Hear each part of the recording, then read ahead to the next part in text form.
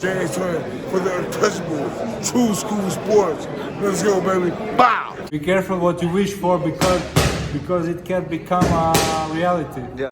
The untouchable true school sports empire, and y'all know the rest. Now, this is the other fight that I watched yesterday. This will conclude my coverage of yesterday's fights that I didn't make videos about or go live for. Over there in the UK, you had a really interesting domestic fight between the young budding star at 140, Adam Azim, and the veteran of many years, a guy that's always kind of moved the needle in British boxing and just the 140 division in general, and that's Ohara Davies. And coming into this fight, the vibe I got coming in was that this was the right fight at the right time for Adam Azim. His 12th professional fight. He has become a European champion. He's knocking on the door of doing some big things domestically and entering the world scene as far as the rankings.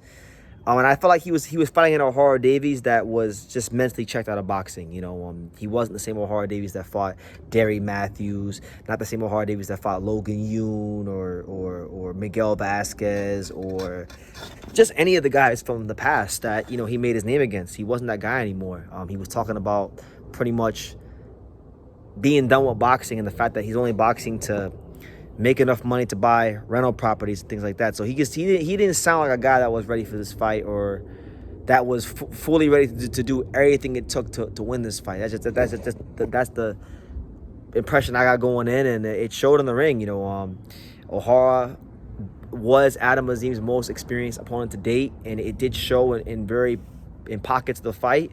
But ultimately, as the fight progressed, the younger, fitter, stronger fighter, which was Adam Azim, showed himself to be true, and he eventually stopped Ohara Davies, landing a left hook to the temple. And Ohara just, he couldn't use those long arms and experience to keep Adam off him the whole fight.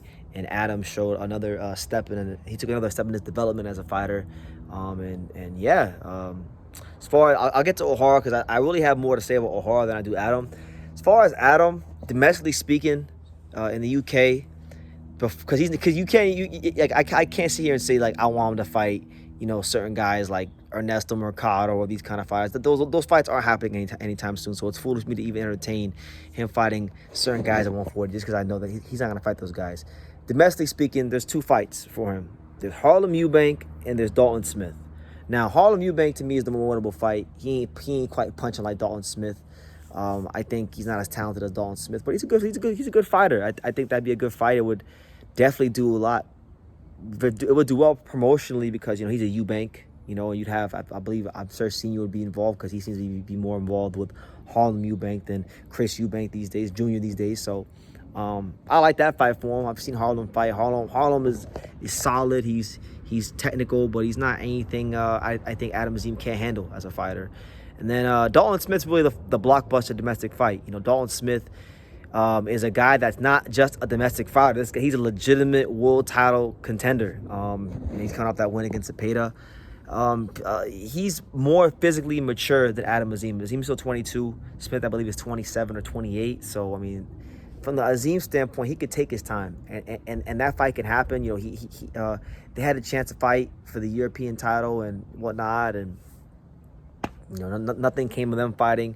Azim decided to go another route and continue his development, which is fair. It's fair. I know people can say he's ducking, but it's fair. It's fair on the part of his team because again he's very young. But domestically, I would like to say next year Adam will be 23 next year. I would like to see Adam take that fight late next year. I think that'd be perfect time next year for him and Dalton Smith, and I think the fight would domestically do very, very good business and be a fun fight. And it'll be a good fight for the 140 division, I think. That would do wonders for just seeing who's who at 140. So I'm looking forward to that fight happening hopefully next year, but maybe it does. Who knows? But nonetheless, a very good win for Adam Azim. Now, I really wanted to make this video more so for Ohara Davies because I've been covering Ohara Davies here on YouTube for many years.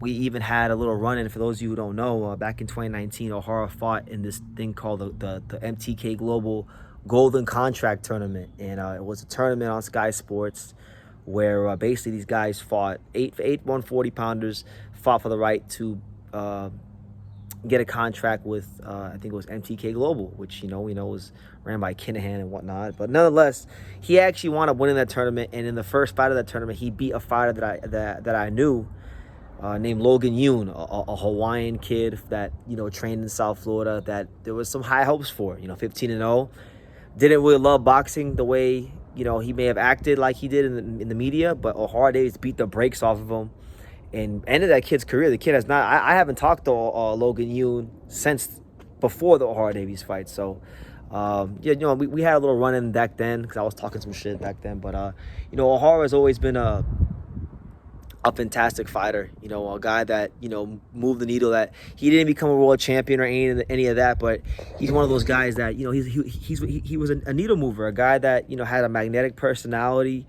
Beat Derry Matthews early in his career, had the whole run-in with Eddie Hearn, had the run-in with Floyd Mayweather, fought Josh Taylor domestically early on, lost that fight, but then came back. When people were calling him a quitter, he came back, beat Lewis Ritson, beat Logan Yoon, beat Jeff Ofrey, beat Tyron McKenna, won the Golden Contract tournament. Still was in some good fights down the line in his career. Obviously, this year has been a terrible year for him because he got knocked out in one round by Ismael Barroso, and Golden Boy Promotions had big plans for him, and that went up in smokes. And then now he got thrown blows against Adam Azim, and now he's decided to call it a career, and I think that's the right decision because, as he stated himself, he doesn't have that same burning fire or hunger or anger he used to have. And once you don't have that no more as a fighter, it's best to call it quits. He's someone that, as he stated many times, he's secured himself financially. He's bought properties, and he's a happy person in life. So all the best to him. To me, Ohara Davies, a good servant to British boxing. Someone that I really enjoyed his career, and I've enjoyed his fights, and I've enjoyed following his career. And I never had the honor to meet him, but we did interact one time on YouTube years ago. So I did respect him for how classy he was and responded to me. But I wish him the best. And look, not every fighter is gonna be a world champion. And some fighters are gonna be world champions. But you know what? Whether you are or aren't a world champion, very few fighters will ever leave an impression with you, and very few fighters will ever be magnetic or polarizing. Ohara Davies, especially early in his career, was a very magnetic and polarizing fighter and personality, and I think that's what I remember about him most, is a guy that wasn't afraid to go out there and fail, and fight to the best of his abilities. And sometimes he came up short, sometimes he won, but he was always worth the watch. So respect to him, and all the best in life after boxing. Funny storyline going into this fight was that, not funny, but like, a legit storyline.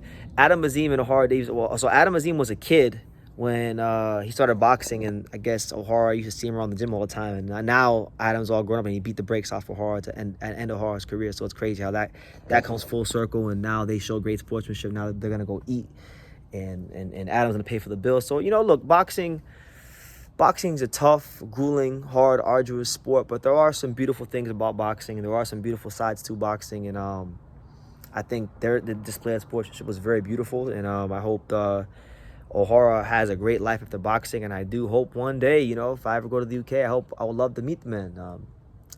Have a lot of respect for him. So Adam Azim stops Ohara Davies at 8 rounds, retires him, and continues his development. Ohara Davies ends his boxing career effectively, and leaves the game with his faculties in check, and as definitely as a fighter that has given British boxing a lot, and respect to him. All the best. So let me know what you guys think in the comments down below about Adam Azim and Ohara Davies. Make sure you guys take the time to subscribe, and like I say in every single one of these videos, you can love me or you can hate me, but I'm just a kid from Daniel. So until next time, take care, guys. Thank you for watching another video on the untouchable True School Sports Empire.